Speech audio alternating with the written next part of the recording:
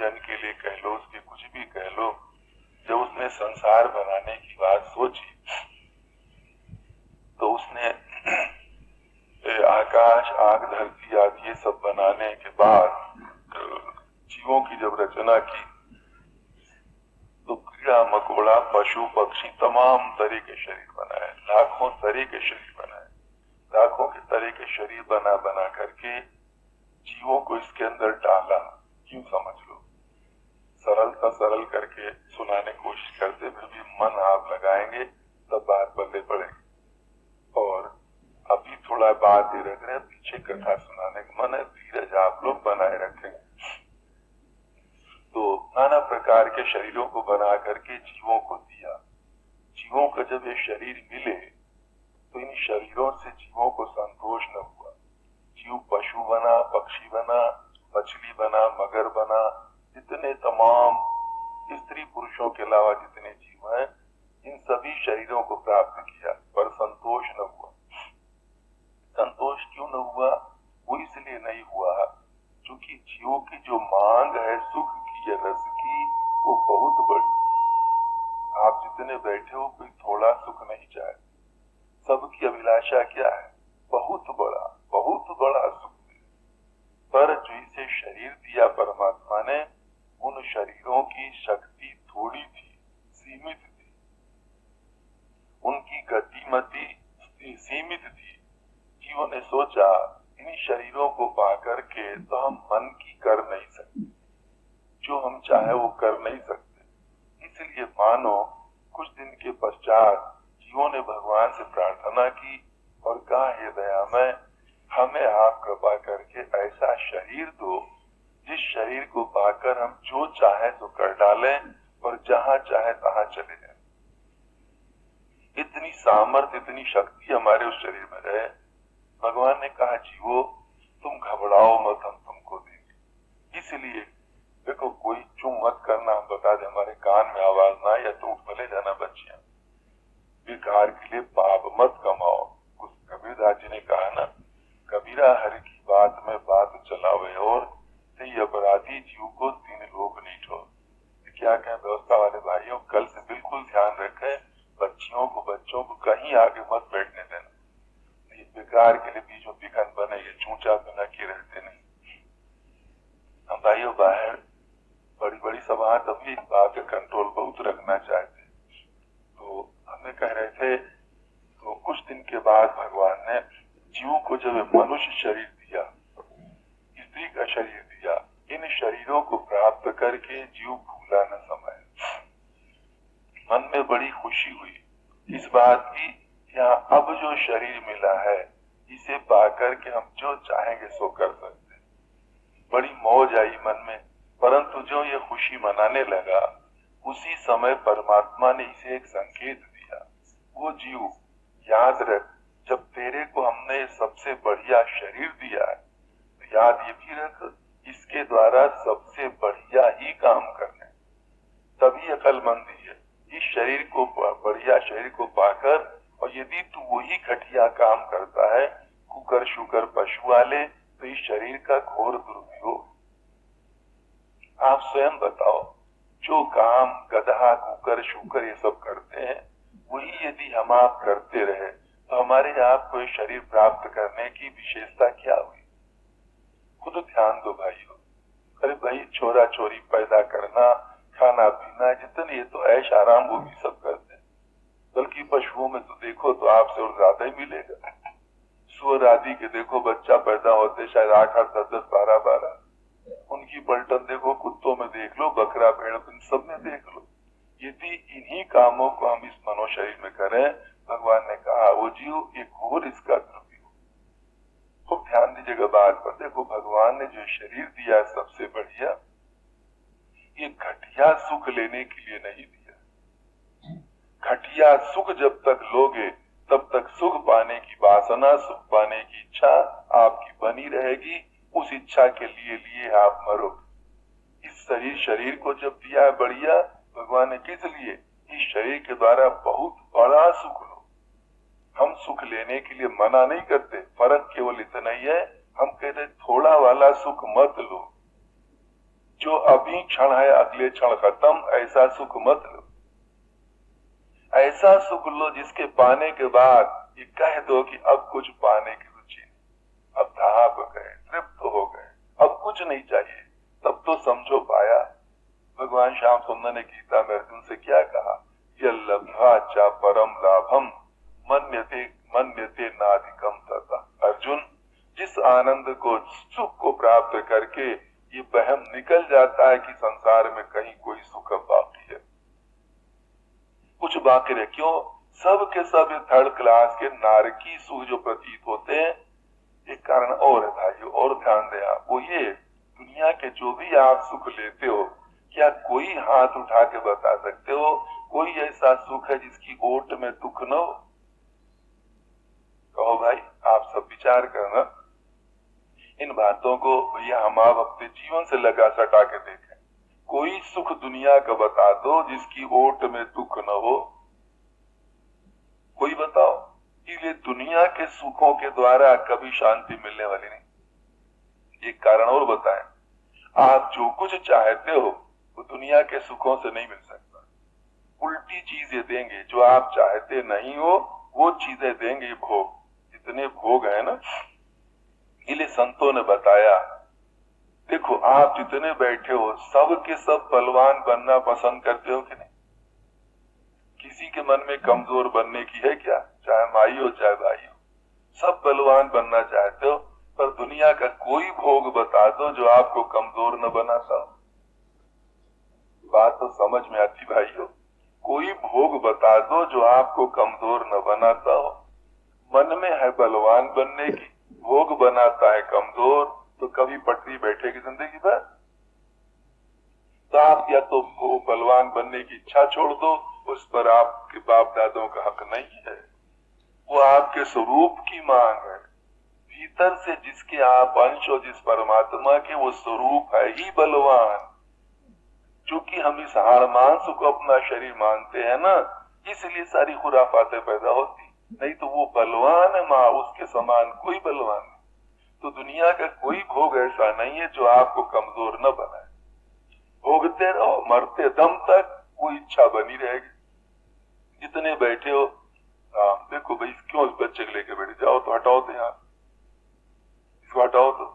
छोटे छोटे बच्चों को मत लाओ, समझ पाएंगे नहीं, ले जाओ, जल्दी ले जाओ बस तुरंत। तो ध्यान देंगे भाई लोग, तो कह रहे थे दुनिया के जितने सुख, और फिर आप एक बात और देखो, जितने आप बैठे हो सब के सब स्वतंत्र रहना चाहते हो कि नहीं? कोई मजबूरी का जीवन बिताना पसंद करोगे क्या? पराधीनता का जीवन बिताना किसी को अच्छा लगेगा? मजबूरी, हाय रहा नहीं जाता, हाय रहा नहीं जाता, ये जीवन पसंद है किसी को? पसंद नहीं किसी को है। पर दुनिया का कोई भोग बता दो जो आपको मजबूर न करता हो।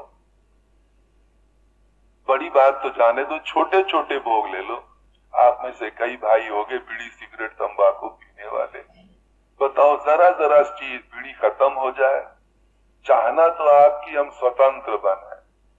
कई कई नौजुवक आजकल के कचरे पढ़े लिखे बिगड़े हुए क्या कहें, देखो जी माँ बाप से लड़ेंगे, देखो जी हम स्वतंत्र विचार के, हम कुछ नहीं जानते, हमें जो जचेगा सो करेंगे, हमारा कोई क्या कर लेगा, इस प्रकार से ऐंठ के कहेंगे। स्वतंत्र है हम, जो जचेगा सो करेंगे, हमारा कोई क्या कर लेगा। हम तो कभी कभी कह देते हैं सिर्फ किसी को करने की आवश्यकता ही नहीं, कुछ कर्म जो तुम्हारा हमारा गलत होगा आप ही फल देगा। किसी ने कहा हम इस घोड़ा की पूंछ पकड़ ले, हमको क्या दोगे? एक ने कहा हम क्या देंगे, पकड़ के देखो वो आप ही दे देगा जो कुछ देना। अरे पूंछ पकड़ो, घोड़ा की लाज पड़ेगी। तो कोई गलत कर्म करेगा आदमी, तो देखो एक तरफ तो हम बनते बड़े स्वतंत्र, और दूसरी तरफ ये जो गंदे गंदे कर्म है, भोग विलास है, ये गुलाम बना है कि नहीं? तभी तो रात दिन पशु के सरीखे जीवन व्यतीत करने पर भी शांति किसे मिल रही बताओ? चाहते हो स्वतंत्र रहना, पर बीड़ी पीते पीते अगर बंडल खत्म हो गया, बस में या ट्रेन में हो, कोई दूसरा पीने लगता, मुंह में पानी भर आता है, शर्म छोड़ के रहा नहीं जाता। कहते बाबूजी पैसा ले लो पर दे दो। क्यों बात क्या? तो स्वतंत्र नहीं, रहा नहीं जा रहा। देखो दुर्व्यसन किसे कहते हैं? दुर्व्यसन कहते उसे जिसके बिना रहा न जाए। हम तो चाय के बारे में कहते हैं, पर किससे कहें? अब तो घर घर चल पड़ी है ना। क्यों चाय दुर्व्यसन में शामिल है? देखो दूध पियोगे, दही पियोगे और चीजें खाओगे, उसमें पराधीनता नहीं।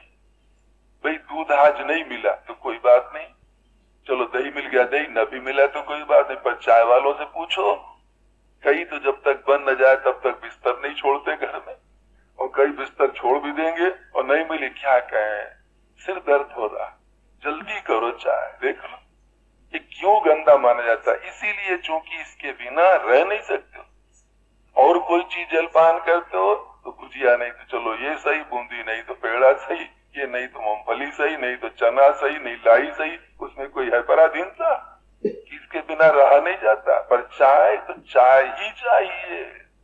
कई लोग कहते हैं ना चाय एक टाइम तो भोजन न मिले, पर चाय जरूर होना चाहिए, नहीं तो सिर दर्द करता। यद्यपि है सब ये बनावटी बातें, ज्यादा तथ्य नहीं है, क्योंकि अपने तमाम लोग परिचित बीच नौजुवक लोग भी, माता बहन जो छोड़े वो तुरंत कहते हैं हमें तो याद नहीं आती। पर बात बताते हैं मनोविज्ञान की, जितने भोग दुनिया के हैं आपको गुलाम बनाएंगे। बीड़ी बंडल में रखी है दुकान में मौज में, वो नहीं चाहती हमारे में कोई दिया सिलाई लगाओ, पर ये 3.5 हाथ का आदमी, 2-2.5 मन का आदमी दौड़ा चला जा रहा है बीड़ी के पीछे, पागल बना। क्योंकि सुना सिगरेट खत्म हो जाएगी, 10-10-20 कोस पर मिले वहां जाके लाएंगे कोशिश करके, ये स्थितियां होती। तो हमें कह रहे थे भाइयों, कोई भी भोग दुनिया का ऐसा नहीं जो आपको बलवान बना सके, कोई भोग ऐसा नहीं जो आपको स्वतंत्र बना सके, कोई भोग ऐसा नहीं जो आपको बड़ा बना सके। जितने बैठे हो कोई छोटा बनना पसंद करते हो क्या? सब गरीब अमीर जो भी हो, सबके मन में कि हम बड़ा बने। पर ये कभी सोचा कि दुनिया का कोई भोग बता दो जो आपको बड़ा बनाता हो? भोग की इच्छा रहेगी, छोटे बनोगे ही। चाहे अरबपति हो, चाहे बड़े से बड़ा पहलवान हो, चाहे बड़े से बड़ा विद्वान हो, चाहे कोई हो, अगर भोगों की वासना है तो छोटा बनना पड़ेगा ही। रावण देखो, अपने जमाने का कितना गिना माना हुआ दबंग व्यक्ति था रावण, किसी को डरता था? स्थिति क्या है? रामायण में गोसाई महाराज क्या कहते हैं? रावण, जिस रावण के आगे सारी दुनिया कांपती थी। गोसाई जी ने कहा जहां के डर, गोसाई से हमारा मतलब तुलसीदास जी महाराज। रामायण में कहते हैं रावण के अत्याचार से इतना दबंग जबरदस्त आदमी स्वर्ग में जब पहुंच जाता था, सारा स्वर्ग सूना हो जाता था। किसी पर मुरव्वत दया धर्म उसके मन में नहीं, इतना नीच लोफर गुंडा राक्षस कह लो। गोसाई जी ने कहा जाके डर सुर असुर डराही, और निशना नींद दीन अन्न न खाई। जिसके डर के मारे देवता लोग दिन में न खाना खा सकते थे, न रात को सो सकते थे। आप कहोगे कितना दबंग है, और भाइयों ये रावण का ऊपरी जीवन है, भीतरी जीवन देखो तो रावण के आगे बाहरी शत्रुओं ने हथियार डाल दिए थे। माता मन लगाना समझने में, रावण के आगे बाहरी दुश्मनों ने हथियार डाल दिया था। रावण से कोई लोहा नहीं लेना चाहता था, पर रावण भी कहीं हारा है। आपको पता है, मन के दोषों के आगे रावण भी हारा हुआ है। मन की वासनाओं के आगे रावण भी सरेंडर है। वो जो काम क्रोध लोभ मोह की वासनाएं है, उनके आगे रावण का ऐंठपना नहीं चलता है।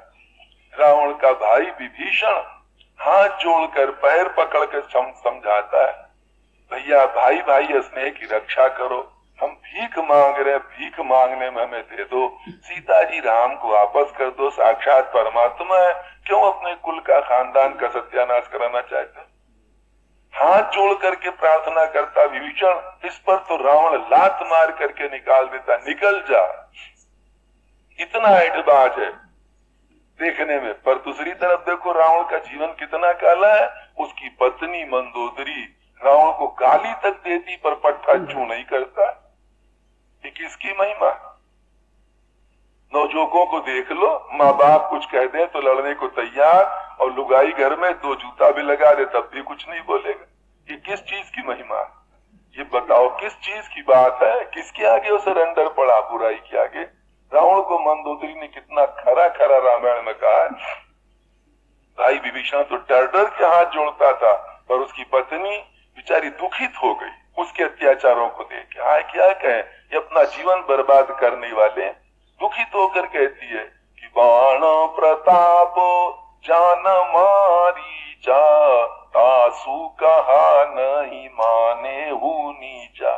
वो नीच पति अपने रावण को नीच कह रहे। नीच, बाण का प्रताप तेरा मामा मारीच जानता था, उसने तेरे को समझाया, पर पतियो तुम्हारे अक्ल न आई, तुम इतने नीच हो गए।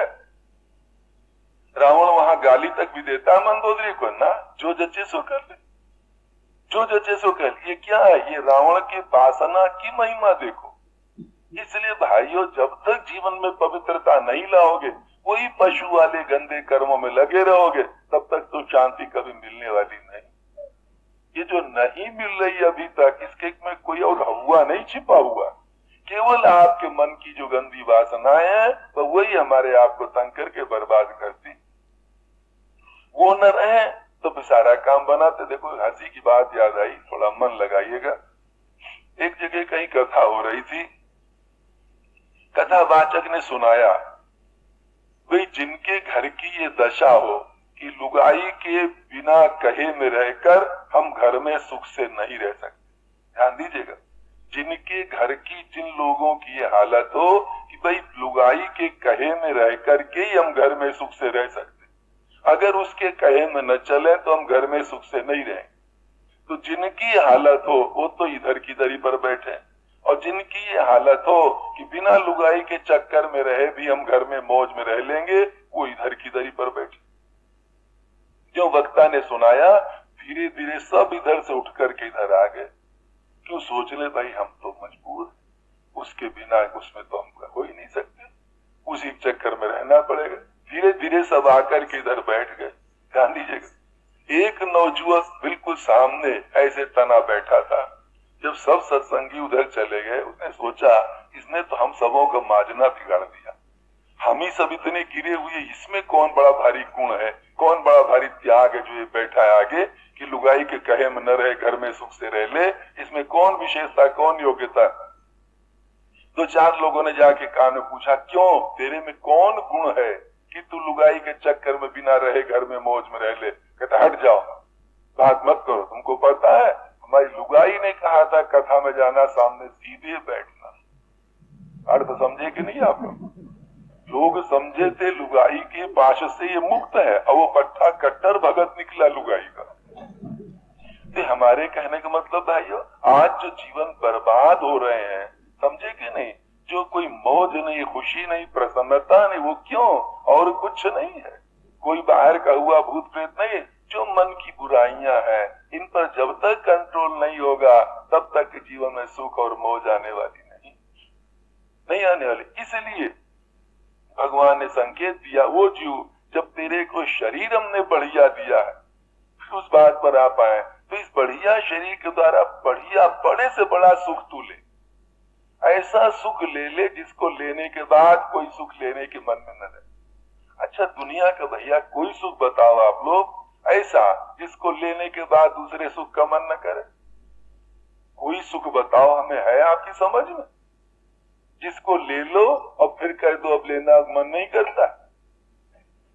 एक तो मिलते ही नहीं दुनिया का सुख, इतने आप बैठे हो 50 बार भोग हो गए होंगे, न मालूम लड्डू, गुलाब जामुन, रसगुल्ला और क्या क्या बाटी चूरमा और दुनिया भर सब खाए होंगे, पर हम कहते हैं इन सब चीजों से सुख मिल गया क्या? किसी को मिल गया हो तो बता दो कि महाराज मिल गया। जो कहेगा कोई, जो कोई कहेगा हमें मिल गया, तो हम तो ही कहेंगे अगर मिल गया है अब उसी से काम लो, 2-4 महीना मत लो नया सुख कोई। तो क्या कहोगे, महाराज धरा थोड़ी हो, तो उसी समय छू मंतर हुआ, कोई धरा थोड़ी है, इतने दुनिया सुख। और इसकी तो बड़ी व्याख्या है, दुनिया का सुख सुख है ही नहीं, ये तो दुख की कमी का नाम सुख है। मन लगाइएगा, धीरज रखिएगा, कथा आगे कहने का मन है, विचार करें थोड़ा। दुनिया के जिन चीजों को आप सुख मानते हो वास्तव में सुख नहीं है, उस समय दुख की भूल होती है, विस्मृति होती है, उसी को सुख कहते हैं। जेठ बैसाख के महीना में किसी के सर पर 2 मन का बोझा कणक आदि रख के आप कह दो फला गांव पहुंचा दो, 4 मील पर है। वो लेकर जब चला, दोपहर का समय था, पसीना से लथपथ हो जाता। एक वृक्ष मिलता, हरा हरा हो, हवा चलती हुई दिखाई दी। उसने वृक्ष के नीचे उस बोझ को उतार के रख दिया। हवा लगी, कहता आनंद आ गया, बड़ी मौज आई। अब वहीं पर दर्शन कहता, फिलॉसफी कहती है, ये सुख कहां से आया बताओ? आप सोचो, बोझ उतार के रखा, हरा पेड़ के नीचे, ठंड लगी, हवा लगी बढ़िया, कहता आनंद आ गया, मौज आ गई गर्मी दिन। ये कहां से आया? ये कहीं से आया है सुख? क्या ना, वो जो बोझ उठाने का दुख था, तकलीफ थी, पसीना निकलता, वही खत्म हुआ, वही मौज आ गई। इसलिए सुख का वास्तव में देखो कोई सत्ता नहीं है, ये तो प्रतीति केवल एक फीलिंग है, महसूस होता है, सुख है, वास्तव में है नहीं हो।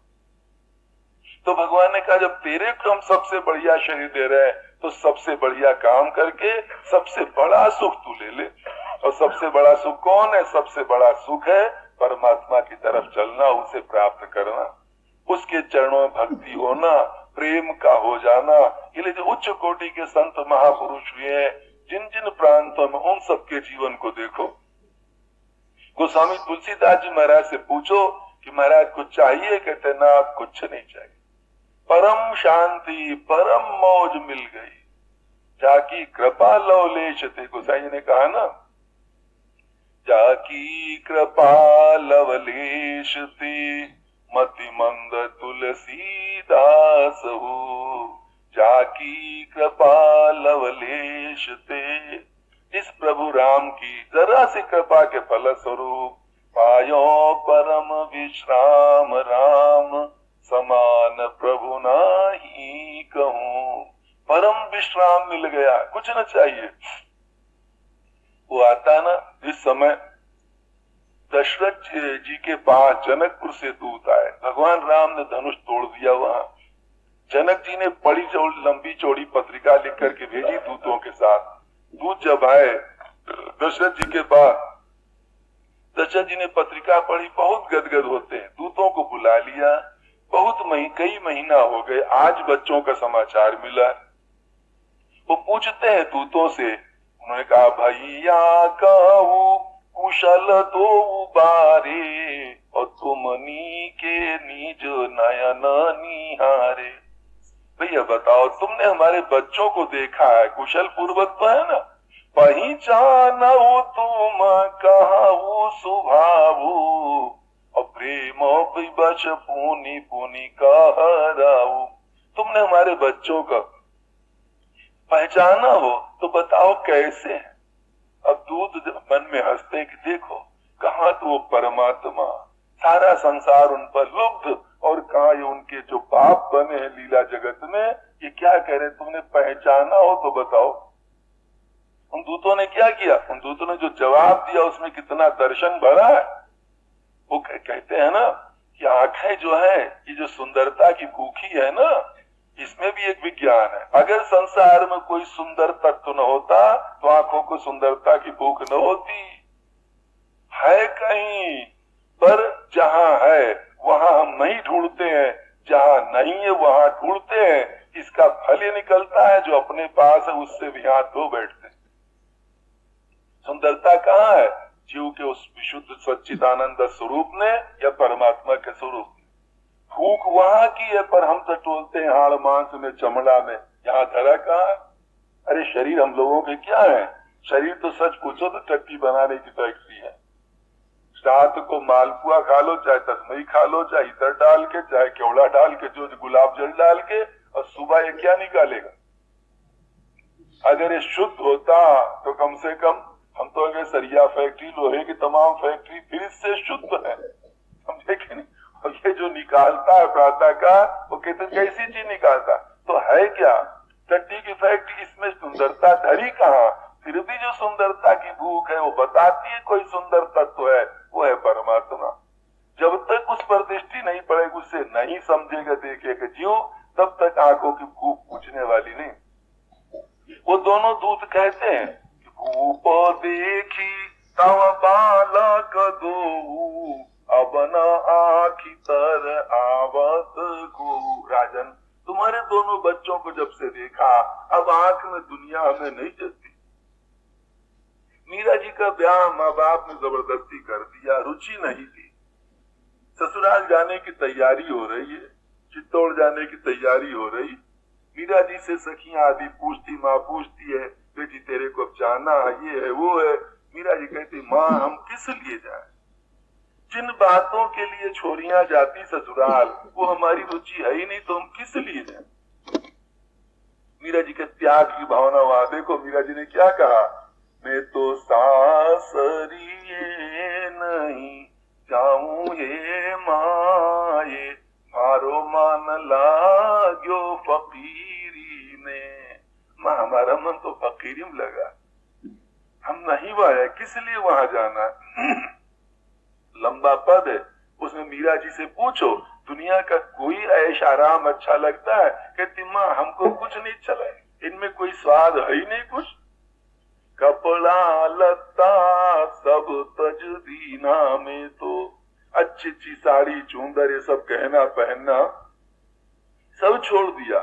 तो फिर मैं तो धोला धोला गाधा पहनू हे माए, मारो मन लाग्यो फकीरी में। ऐसे तमाम चीज बताई ना, हमें स्वादिष्ट भोजन चाहिए, कुछ नहीं चाहिए माँ। अगर मीरा जी से आप पूछो देवी मीरे तुम्हारी ये दशा क्यों हो गई, दुनिया की किसी भोग में रस नहीं है तो क्यों, भगवान को देखा है। मीरा जी कहती हैं सांवरी सूरती मारे हिवड़े विराजे। क्या कहे, श्याम सुंदर के जब से दर्शन हुआ मूर्ति हृदय में ऐसा बस गई है। सांवरी सूरती मारे हिवड़े विराजे, आने राणो जी दाय नहीं आवे माए, मारो मान लाग्यो फकीरी में। क्या कहें, तब से हमें राणा जी पसंद नहीं पड़ते, दाए नहीं आते। तो देखो लोग कहते हैं मक्खी जहां देखो वहां बैठ जाती, पर एक चीज ऐसी जहां बैठेगी नहीं, बैठ गई तो उठेगी नहीं। कहां पर, आग पर मक्खी बैठेगी नहीं और बैठ गई तो फिर उठेगी नहीं, वही सब खत्म हो जाएगी। तो या तो ये कि परमात्मा की तरफ जीव जाएगा नहीं जल्दी, और ठीक ठीक चला गया देख लिया तो भी दुनिया के भोगों को उसे किसी प्रकार से आकर्षण नहीं रह जाता है। तो भाइयों भगवान ने बातें जीव से जब कही कि तेरे को जब शरीर दिया तो सबसे बड़ा सुख ले, तो जीव संकोच के मारे शर्म के मारे सिर झुका देता है कि प्रभु हम कैसे क्या करें। तब भगवान ने कहा अच्छा जीव बैठ जाओ, शांति को उठा बैठी मत करो। तो भगवान ने कहा कि देख जीव तेरे को ही समझाने के लिए हम संसार के सामने राम रूप से प्रकट होंगे। हम जैसा करें वैसा तू करके सीख लेना कि कैसे कामों को करें जिससे हमको परमानंद और परम सुख मिले, जीवन सफल बने, जीवन सुखी हो। जीव ने कहा प्रभु बहुत अच्छी बात, आप बड़ी कृपा करें, परंतु ये तो बताओ दे हमें किन कर्मों को हम न करें, ये हम कैसे समझें। भगवान ने कहा हम लगे हाथ तेरे को अपना विरोधी तत्व भी देंगे, रावण भी देंगे, जिसके कर्मों को देख करके सीख सकता है तो इन कर्मों को हमें नहीं करना। इसलिए वही परमात्मा जो कण कण में सब जगह व्याप्त है, आपकी इस पंडाल के भी कण कण में, हमारे आपका रोम रोम में कण कण में जो परिपूर्ण है, वही परमात्मा स्वयं राम रूप से समाज के सामने प्रकट हुआ।